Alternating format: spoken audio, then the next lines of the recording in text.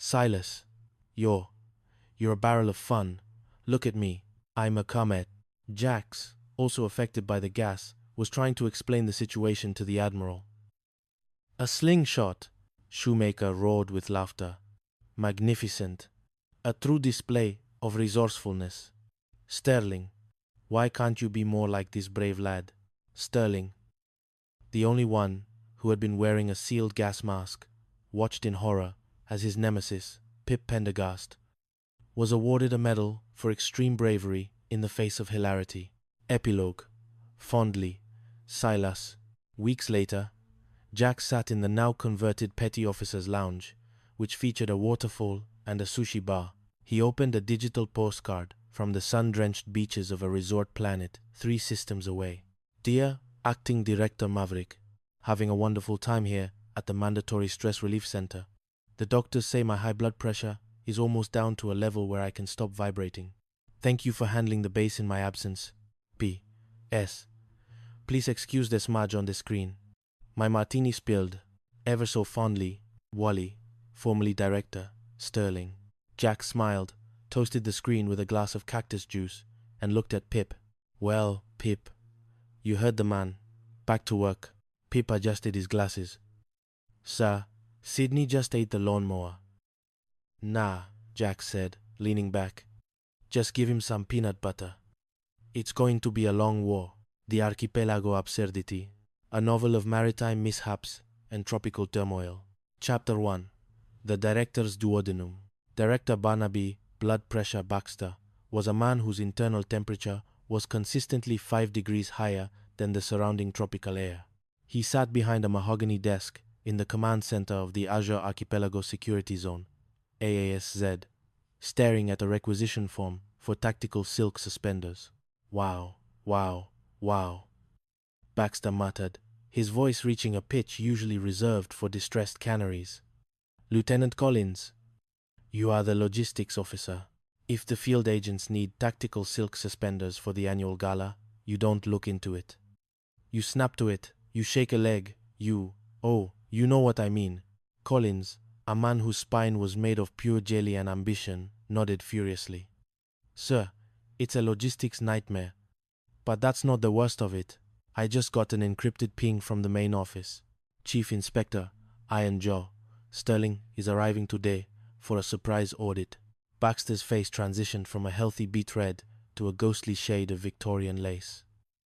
Sterling was a man who famously fired his own shadow for not keeping pace. Iron Jaw? Here? Now?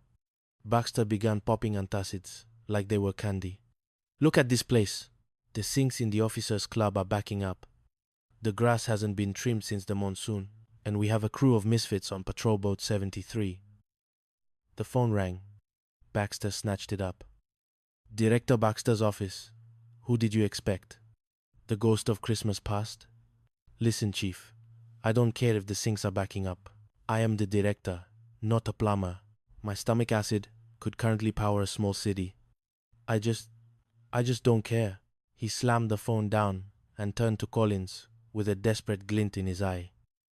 If I were sick, legitimately, dangerously, contagiously sick, I wouldn't have to face Sterling. I could appoint an acting director to take the heat.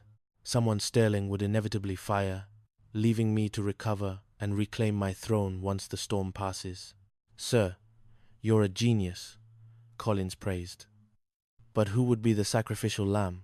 Baxter's mustache twitched. Commander Big Jack Jackson. Him and his band of tropical pirates. If I put Jackson in charge, he'll turn this base into an orgy of incompetence right in front of Sterling. They'll destroy themselves.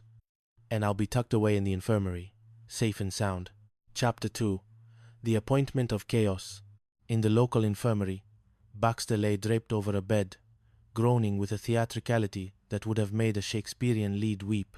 Oh, it's a slippage of the something, Baxter moaned as Big Jack Jackson and his loyal sidekick, Lieutenant Percy Puddles Perkins, walked in. Jackson was a man who looked like he had been carved out of a coconut and soaked in rum. Perkins, meanwhile, looked like a man who had accidentally walked into a war zone while looking for a library. What's the damage, Director? Jackson asked, leaning casually against a heart monitor. I'm in bad shape, Jackson. Real bad. The doctors, they don't know. It might be techno fever or tropical gout, Baxter gasped. I need an acting director, someone to hold the fort. Collins is, well, Collins is a boob. I'm appointing you, Jackson. Jackson blinked. Me? Director? Sir, I'm a saltwater skipper. I don't belong behind a desk. I'm allergic to paperwork. I thought of that. Baxter wheezed, a predatory smile hidden behind his hand. That's why I'm appointing Perkins, as your acting executive officer. Now, get to my office. That's an order. Out. Out. As they left, Jackson turned to Perkins. Percy, I smell a rat. And that rat is currently wearing pajamas and faking a liver failure. But think of the power, Skipper, Perkins squeaked. I could finally order the cafeteria to serve real pudding.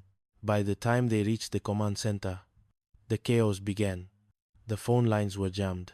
Headquarters of PB-73. Azure Command. Jackson shouted into the receiver. The sinks are still plugged? What do you want? A get-well card? Hold on. Perkins, what is that? Perkins was holding a box of the tactical silk suspenders. Logistics found them, sir. I have to deliver them to the gala staff immediately. Great, do it. And tell the construction crews to keep their heads down during the live-fire drill. Wait, is the construction zone in the middle of the rifle range? Never mind, just tell them to duck. Meanwhile, Jackson's crew, a group of lovable rogues who treated the security base like a vacation resort, saw the change in leadership as a green light. Skipper said. Full speed ahead, shouted Gruber, the crew's chief scavenger. Let's open the shop. The archipelago shindig is officially on. Chapter 3. The Royal Reployment. Within hours, the base had transformed. A secret hula dance troupe was performing near the air raid shelter, and the Viper 73 crew was running a high-stakes gambling ring disguised as a naval history seminar. Then, the news broke. Director, a private jet has been forced down near the Solara Isles, Collins shouted. It's High Prince Karim of the Solara Isles. And his 3 daughters, the princesses. Baxter, watching from the infirmary window, cackled. Perfect. Jackson has to host a prince. He'll offend the man within 5 minutes. Sterling will arrive, see the prince insulted, and Jackson will be executed by a firing squad of lawyers. Jackson, however, was already on the scene.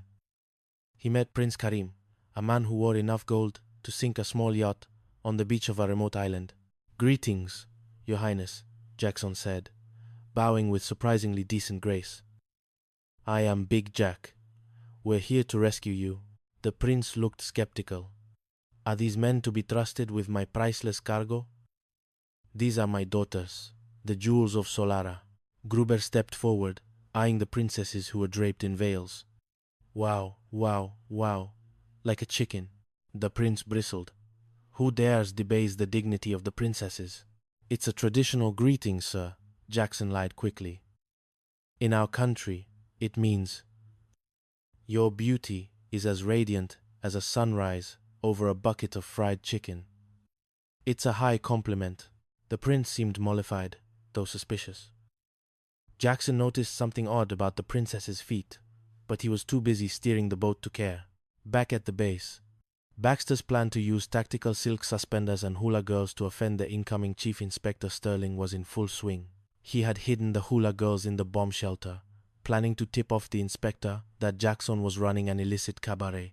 Iron Jaw Sterling is here, Collins screamed. A man who looked like he was made of granite and bad intentions stepped off a jeep. Sterling didn't shake hands. He performed a visual autopsy of everyone he met. Where is Baxter? Sterling barked. In the infirmary. Sir, near death's door, Jackson said, saluting. Take me to him. Then we inspect the air raid shelter. I hear reports of irregularities. In the infirmary, Baxter was shocked to see Jackson walking in with Sterling. The closet, Inspector! Look in the closet! Baxter shrieked. sterling or